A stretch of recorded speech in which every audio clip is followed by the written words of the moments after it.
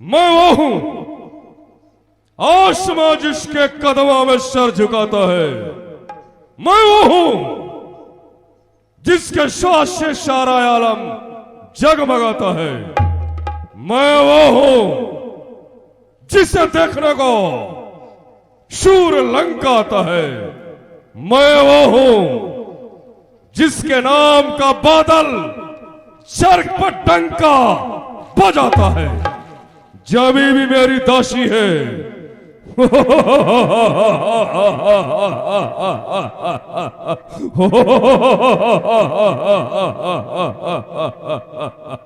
जब भी मेरी दासी है, फलक भी मेरा बंदा है।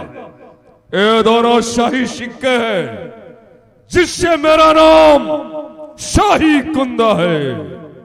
बहादुरो, मेरे मुल्क मैदान के शेरों, सुनाओ हमारे लंका की कुशलता सुनाओ।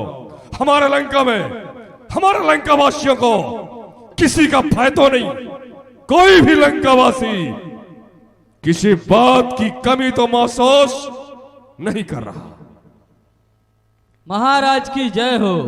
आदि करे नसीब शाही सर सलाम का, गर्दन के साथ सर झुके हर खासो आम का। जो करे आपसे दुश्मनी वह दुश्मन आपका बर्बाद हो। आए मेरे शहंशाह आपका तख्त और ताज आबाद हो। महाराज, हम जितने लंकावासी राक्षस हैं किसी को किसी तरह का कष्ट नहीं है। फिर आज का कोई ऐसा समाचार नहीं है जो आपके सामने सुनाया जाए। महाराज, हम जितने राक्षस हैं अपने मन में ये बीरा उठा रखे हैं, जब तक आर्यावर्त को जीतकर आपके कदमों के बस में नहीं कर देते तो चैन की नींद नहीं सो सकते हैं।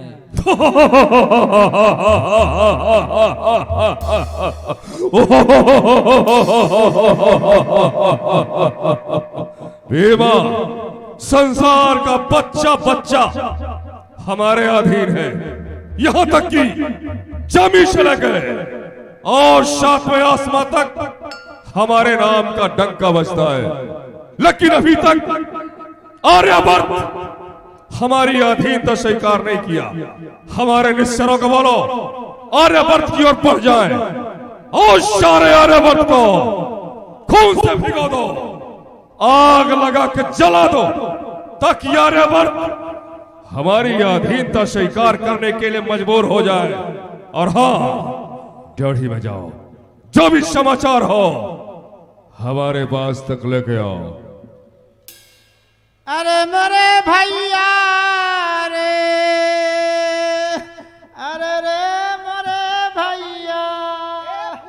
ओ भतीजा, अरे यहाँ भी आ गई साफ करने। अबे तय बचे है भैया। अरे रे ए बुआ, तो दरबार में जाना है। हाँ महाराज के पास। हाँ ठीक है, तुम यहीं रुको, हम आज्ञा लेके आ रहे हैं। हाँ ठीक है, ठीक है भतीजा। हाँ ठीक है, मोपी रात ही रे। महाराज पीछे हो। क्या बात है? सरकार, आपकी बहन हमारी बुआ दरबार में आना चाहती है, कहिए उनके लिए क्या आज्ञा है। बहन सुपर्णखा हेलो, दरबार में आना चाहती है। यद्यप करके सुपर्णखा को दरबार में आने के पहले अनुमति की कोई आवश्यकता नहीं। अगर फिर भी उन्होंने मुझसे अनुमति चाहा है तो सुपर्णखा को दरबार में आने के लिए इजाजत है। जो आज्ञा हो। ए बुआ, महाराज की आज्ञा हो गई है, चलो। मैं सवारी चाहिए। ना कटी है, हीरो हंडा चाहिए। ए बुआ, सवारी नहीं है, हमारी पीठ है। आजा। हमें मिर्गी मारत है। मिर्गी मारती है तो मरने आया था। तो ऐसे ही चलो। अरे मेरे भैया रे। बोली बचन गोध करी भारी,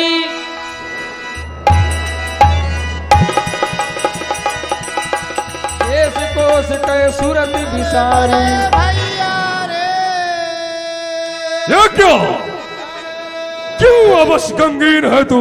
हुआ क्या? क्यों अबस गमगीन है तू? कौन सा है गम तुझे? हर तरह हम शीरा मेरी रखते हैं हम खुश तुझे अब शराने राक्षा हो मेरा हर्षराज ऐश मेरे यहेद में ऐ पहना क्या गम तुझे माली हसमत कितना मेरा जहो जलाब जानता आफत का परकाला हरे काला मुझे बहन शोपन खा संसार का बच्चा बच्चा हमारे गुलाम है लोकपाल दिक्पाल हमारे अधीन है 33 करोड़ देवता हमारे अधीन है मृत्युलोक का हर प्राणी महाराजा रावण को खूब जानता है लेकिन धरती के गोद में कौन सा मां का लाल पैदा हो गया जो कि हमें भूल गया और तुम्हारे साथ ऐसा व्यवहार किया एक बार सिर्फ एक बार उनका नाम और पता बता दो उसकी ऐसी दुर्गति करूंगा कि मरने के बाद दोबारा धरती में जन्म लेने का साहस नहीं करेगा कौन है वो अरे अभिमानी तू तो अपने मस्ती में मस्त है रे तुझे क्या पता कि हमारे राज्य में क्या हो रहा है। अरे भैया तुम्हारे रहते मेरी ये दशा हो गई भैया तुम्हारे सर पर काल मंडरा रहा है अभी भी पूछ रहे हो भैया तुम्हें पता नहीं है। हे भैया दो लड़के राम लखन इस दंड के वन में आए हैं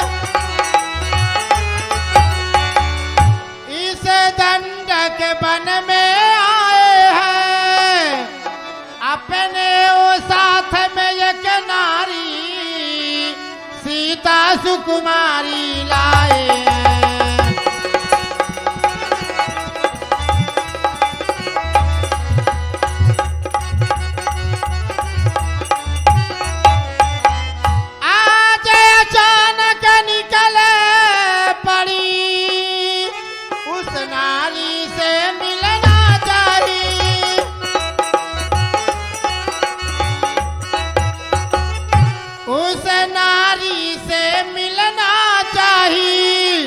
इतने में छोटा तापस ने मुझसे कुछ छल करना चाहिए।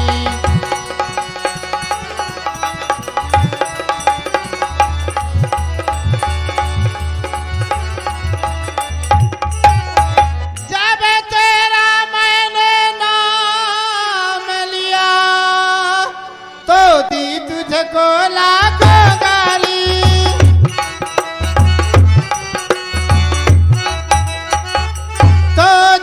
तुझको लाखों गारी इतने में छोटा तापस ने वह मेरी नाक काट डाली।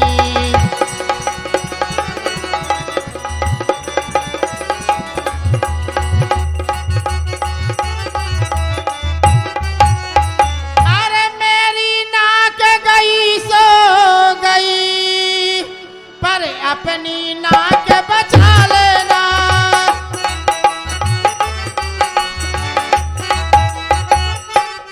अपनी नाक बचा लेना यदि जग में ऊंची नाक नहीं तो नकटा नाम धरा लेना।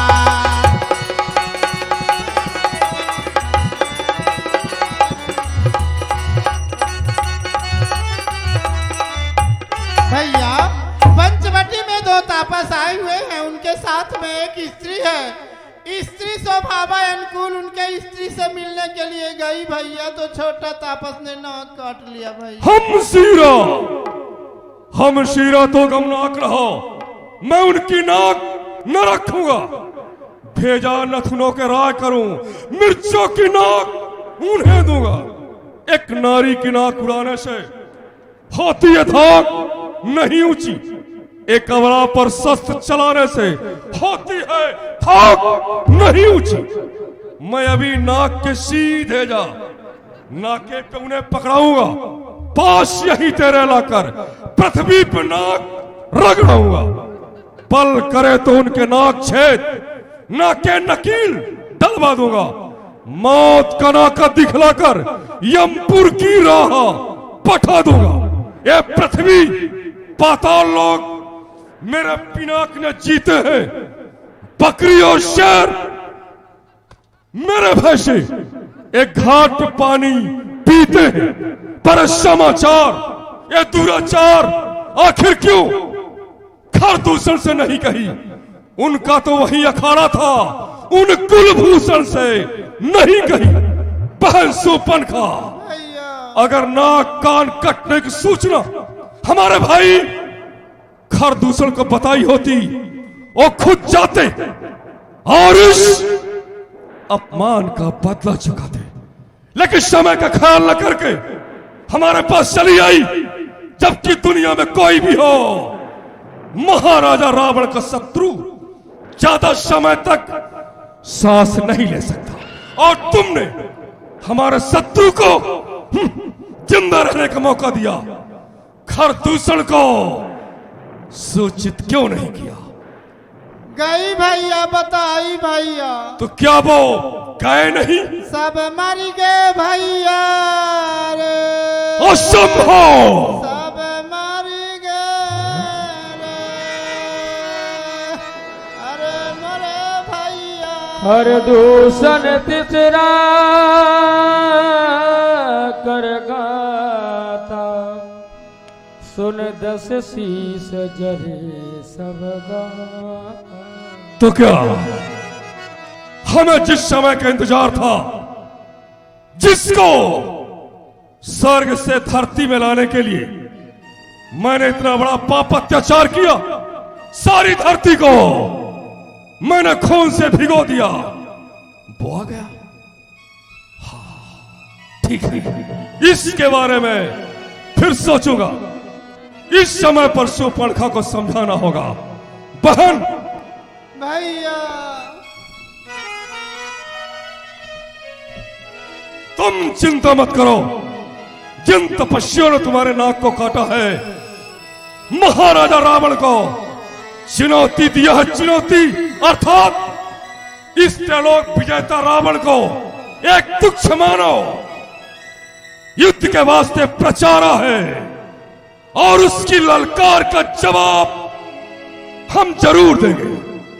जिसने काटे हैं नाक तेरे, ओ जीते रहे जमाने में, तो टूटे मेरी 20 भुजा, लानत खड़क उठाने। तुम चिंता मत करो, इस अपमान का बदला मैं जरूर चुकाऊंगा। भीमा, सुखेना बात को बोलो, बहन की औषधि शुरू कर दे। वज्रदंत, दरबार बंद करा दो।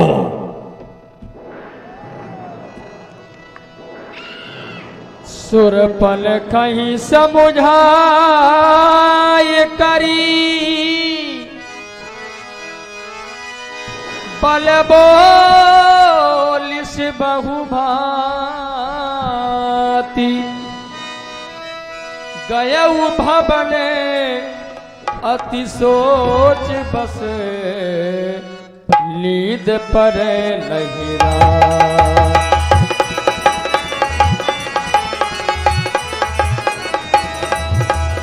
गयऊ भवन अति सोच बस, नींद परे लहिराती।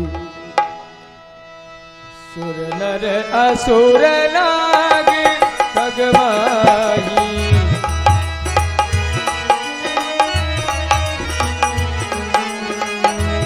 मोरे अनुचर कहाँ को नाही, मोरे अनुचर खरदूषण मोहि समबल बलता। जिनहि कुमारी जिन भगवंता, निरंजन भैयल मही भारा। अब ओ भगवंत लीन अवतारा, ओ भगवंत लीन अवतारा। बड़े अफसोस की बात है, जो निद्रा प्रत्येक दिन हमारे करीब आके मीठी मीठी लोरियों को सुना के मुझे अपने आगोश में लेके सुलाया करती थी, वही निद्रा प्रयास करने के पश्चात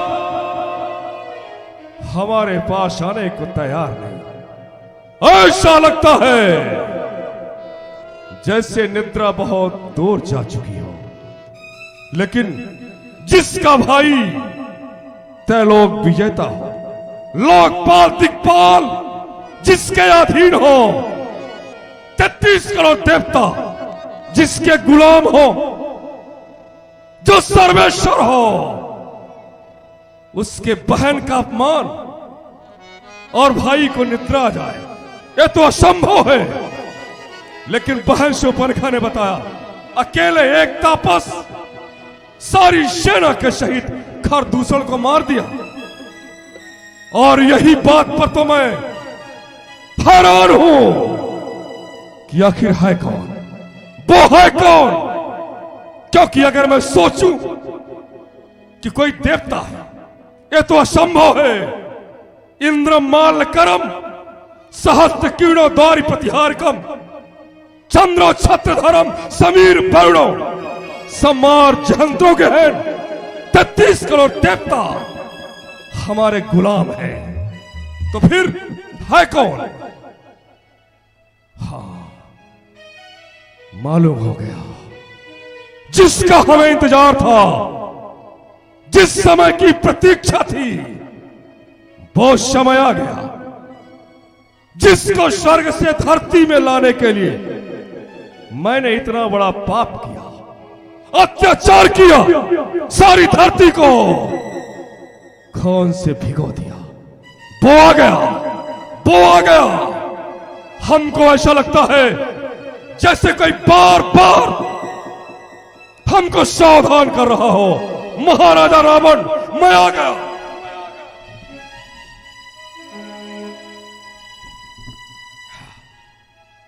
कह रही गुप्त झंकारे अरिमर्दना थानी पर, कहता कोई श्रवण प्रदेशों में मधुसूदन आया थानी पर।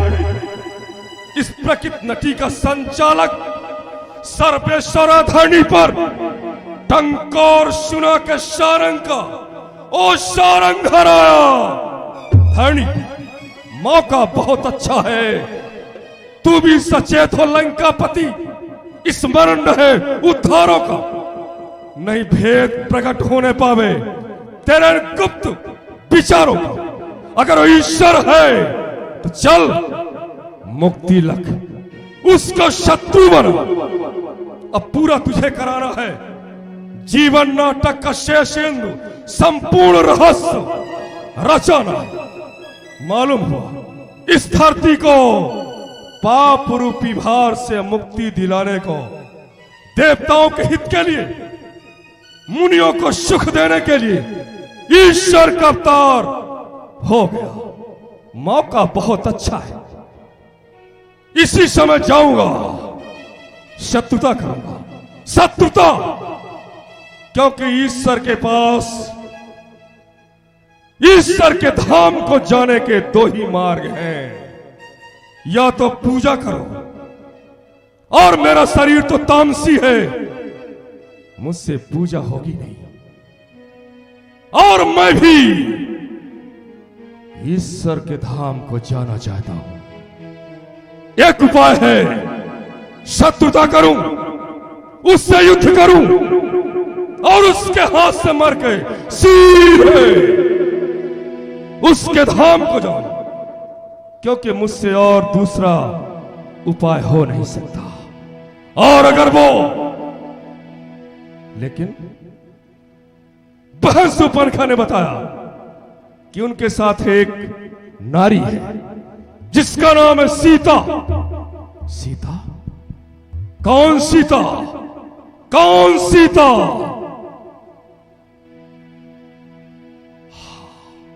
याद आया, याद आया, जनक कन्या सीता। अरे सीता, मैंने जवाना चीता, पर तुझको नहीं जीता, लेकिन आज जीती जाओगी, जीती जाओगी।